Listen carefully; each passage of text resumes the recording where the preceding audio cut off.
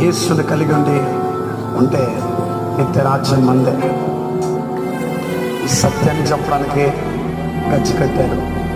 ఈ సత్యాన్ని చెప్పడానికి ఈ వేదిక అంతా, ఈ సత్యాన్ని చెప్పడానికి ఇక్కడ ఆర్మీ ఫ్రెష్ వర్షిప్ సెంటర్ సంఘం యొక్క గలం ఇది.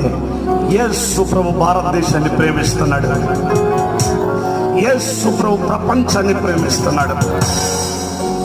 రండి, యేసు మన జీవితాల నుంచి నిత్యరాజ్యం చేరుకున్నాం. ఆయన మన కోసం చనిపోయాడు.